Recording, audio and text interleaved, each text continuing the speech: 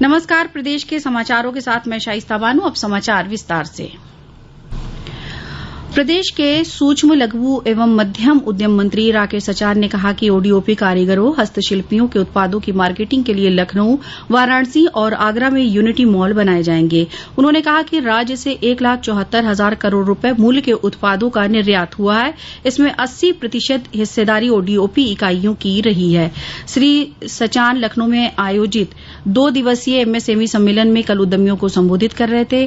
श्री सचार ने कहा कि प्रदेश में कार्यरत 90 लाख से अधिक एमएसएमई उद्यमों में से केवल 14 लाख छोटे उद्यमों का ही पंजीकरण हुआ है। एमएसएमई उद्यमियों को प्रोत्साहित करने के लिए राज्य सरकार उन्हें कई सुविधाएं देने जा रही है। राज्य सरकार ने 2 करोड़ रुपए तक का कर्ज लेने वाले उद्यमियों को सुविधा देते हुए उसकी गारंटी देने का फैसला किया है। इससे छोटे उद्योगों को कर्ज मिलने में आसानी होगी। उत्तर प्रदेश को जो जेम पोर्टल के अंतर्गत वर्ष 2022-23 के लिए 6 श्रेणियों में प्रथम पुरस्कार से सम्मानित किया गया है। केंद्रीय वाणिज्य और उद्योग मंत्री पीयूष गोयल ने कल नई दिल्ली में आयोजित क्रेता विक्रेता गौरव सम्मान समारोह 2023 में प्रदेश को ये पुरस्कार प्रदान किए। प्रदेश में सरकारी खरीद प्रक्रिया में भ्रष्टाचार समाप्त करने तथा शासकीय कार्य में पारदर्शिता सुनिश्चित करने के लिए अनेक प्रयास किए जा रहे हैं। इसके लिए राज्य में जेम पोर्टल के माध्यम से सरकारी खरीद फरोख्त की जा रही है।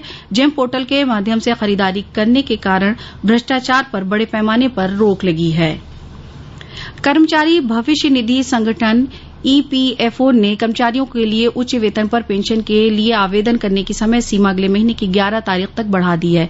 केंद्रीय श्रम मंत्रालय ने कहा कि पात्र पेंशनभोगियों और सदस्यों को होने वाली किसी भी कठिनाई को दूर करने के लिए 15 दिनों का आखिरी मौका दिया जा रहा है। इससे पहले आवेदन की समय सीमा इस महीने की 26 तारीख थी और इस दौरान 16 लाख से अधिक आवेदन प्राप्त हुए।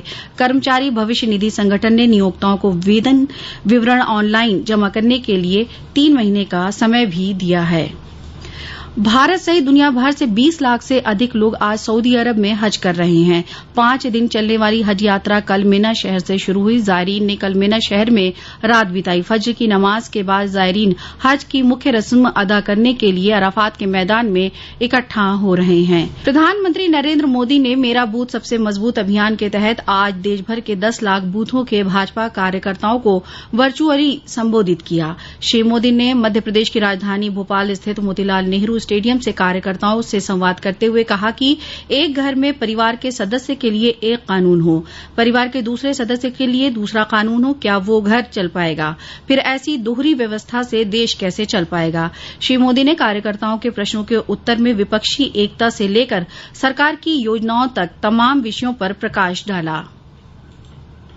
आज मैं एक साथ बूथ में काम करने वाले करीब 10 लाख कार्यकर्ताओं को वर्चुअली संबोधित कर रहा हूं।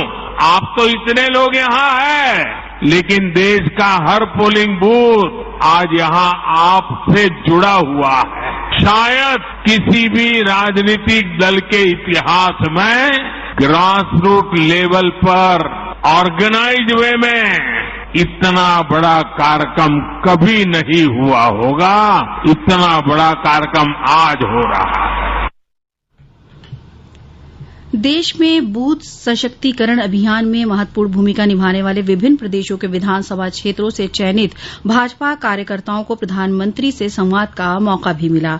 भाजपा के मेरा बूथ सबसे मजबूत कार्यक्रम में लखनऊ से भाजपा कार्यकर्ता रानी चौरसिया ने प्रधानमंत्री से वर्चुअली संवाद किया। महिला भाजपा कार्यकर्ता के प्रश्न के उत्तर में प्रधानमंत्री ने कहा कि जो लोग 3 तलाक की बात करते हैं वो लोग मुस्लिम बेटियों के साथ बहुत बड़ा अन्याय कर रहे हैं। दुनिया के मुस्लिम बहुल देशों में भी 3 तलाक बंद कर दिया गया है। प्रधानमंत्री ने कहा कि देश में लोगों को यूनिफॉर्म सिविल कोड के नाम पर भड़काया जा रहा है। उन्होंने कहा कि भारत के संविधान में भी नागरिकों के समान अधिकार की बात कही गई है। प्रधानमंत्री ने भोपाल के रानी कमलावती रेलवे स्टेशन से देश की 5 नई वंदे भारत रेलगाड़ियों को रवाना किया। रेल मंत्री अश्विनी वैष्णव ने कहा कि अगले साल मार्च तक वंदे भारत रेल का स्लीपर वर्जन भी रेलवे ट्रैक पर आ जाएगा। उन्होंने कहा कि स्लीपर कोच की डिजाइनिंग का काम जोरों से चल रहा है।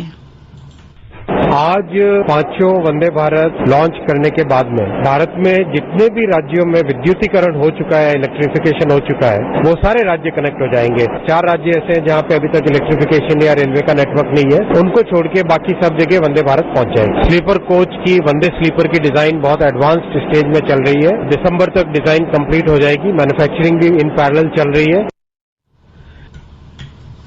राज्यपाल आनंदीबेन पटेल आज अपने 1 दिवसीय दौरे पर श्रावस्ती पहुंची, जहां वे विभिन्न कार्यक्रमों में सम्मिलित हुई। राज्यपाल ने कलेक्ट्रेट स्थित सभागार में सामाजिक न्याय एवं अधिकारिता मंत्रालय द्वारा आयोजित कार्यक्रम में दिव्यांगजनों को कृत्रिम अंग और सहायक उपकरण वितरित किए। इस अवसर पर राज्यपाल ने कहा कि केंद्र और प्रदेश सरकार दिव्यांगजनों के उत्थान के लिए प्रतिबद्ध है। उन्होंने कहा कि सरकार द्वारा दिव्यांगजनों के हित में कई योजनाओं का संचालन कर उन्हें लाभान्वित किया जा रहा है। राज्यपाल ने श्रावस्ती में संयुक्त जिला चिकित्सालय में दिव्यांग पुनर्वास केंद्र का फीता काटकर शुभारंभ किया। उन्होंने इस केंद्र की सराहना करते हुए कहा कि इस केंद्र से दिव्यांगजनों को बेहतर सुविधा और लाभ मिलेंगे। श्रावस्ती भ्रमण के दौरान उन्होंने जिला चिकित्सालय भिनंगा का निरीक्षण कर वहां स्वास्थ्य सुविधाओं का जायजा लिया। उन्होंने इलाज के लिए अस्पताल आए मरीजों से हालचाल भी पूछा। मुख्यमंत्री योगी आदित्यनाथ ने अंतर्राष्ट्रीय एमएसएमई दिवस पर बैंकों द्वारा 3 लाख से अधिक एमएसएमई उद्यमियों को 20,000 करोड़ से अधिक का ऋण वितरण अभियान की शुरूआत की।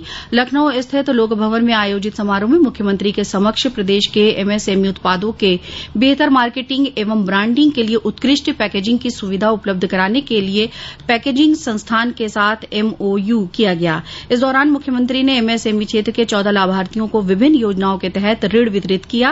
कार्यक्रम में उन्होंने जीआई टैग प्राप्त प्रदेश के 11 उत्पादों वाली संस्थाओं को जीआई प्रमाण पत्र वितरित किए।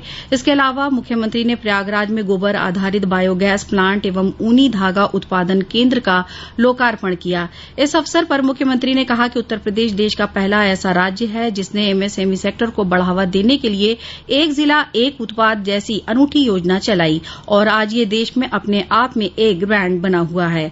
उन्होंने कहा कि आज लगभग 96 लाख एमएसएमई यूनिट्स प्रदेश में करोड़ों लोगों के रोजगार एवं स्वावलंबन का आधार है। जब कोई एमएसएमई और ओडीओपी की बात करता है तो सबकी नजरों में उत्तर प्रदेश आने लगता है। उत्तर प्रदेश इस देश से सौभाग्यशाली है।